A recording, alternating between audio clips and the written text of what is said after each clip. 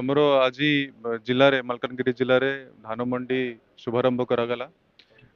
ଜିଲ୍ଲାରେ 47,700 ରୁ ଉର୍ଦ୍ଧ୍ୱ ଚାଷୀ ମାନେ ରେଜିଷ୍ଟର କରିଛନ୍ତି ଏବଂ ପ୍ରଥମ ପର୍ଯ୍ୟାୟରେ 8,66,000 ରୁ ଉର୍ଦ୍ଧ୍ୱ କ୍ୱିଣ୍ଟାଲ ଆମକୁ ଟାର୍ଗେଟ ଆସିଛି।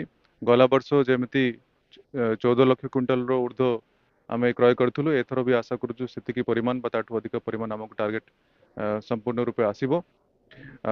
68ଟା ମଣ୍ଡିରେ ଆମେ ଏଥର ଧାନ କ୍ରୟ କରୁଛୁ। ଆମେ ସମସ୍ତ ଷ୍ଟେକ୍ ହୋଲ୍ଡରକୁ ଏଇ କାର୍ଯ୍ୟକ୍ରମରେ ଯୋଉମାନଙ୍କର ସହଯୋଗିତାରେ এই କାର୍ଯ୍ୟକ୍ରମ ସଫଳ ହୁଏ ସମସ୍ତଙ୍କୁ ଶୁଭକାମନା ଏବଂ ହାର୍ଦ୍ଦିକ ଶୁଭେଚ୍ଛା ଜଣାଉଛୁ। ବିଶେଷତଃ ଚାଷୀମାନଙ୍କ ଯାଙ୍କ ପରିଶ୍ରମର ଫଳ, ଏତେ ମାସର ପରିଶ୍ରମ ଫଳ ତାଙ୍କୁ ମିଳିବାକୁ ଯାଉଛି। ସେମାନେ ବହୁତ ଉତ୍ସାହିତ ଅଛନ୍ତି। ମୁଁ ଆଶା କରିବି ସେମାନଙ୍କୁ କୌଣସି ସମସ୍ୟା ଆମର ମଣ୍ଡିରେ ଆସିବ ନାହିଁ, ସେଥିପ୍ରତି ଆମେ ସମସ୍ତେ ଧ୍ୟାନ ଦେଉଛୁ ଏବଂ ମୁଁ ଆଶା କରିବି ଯେ ଆମର ସମସ୍ତେ ଷ୍ଟାଫ ତାହାକୁ ସହଯୋଗିତା କରିକି ସୁରୁଖୁରୁରେ ଆମର ଧାନ କ୍ରୟ କରିପାରିବେ। এটা ବର୍ତ୍ତମାନ ଆରମ୍ଭ ହେଇଛି। ଏଟା ଜେନେରାଲି ଯୋଉ ସିଜନ ଥାଏ ଜାନୁଆରୀ ଫେବୃଆରୀ ପର୍ଯ୍ୟନ୍ତ ବି ଚାଲେ, ଯୋଉଟା ସରିଗଲା ସେମିତି କିଛି ଫିକ୍ସ ଡେଟ୍ ନଥାଏ।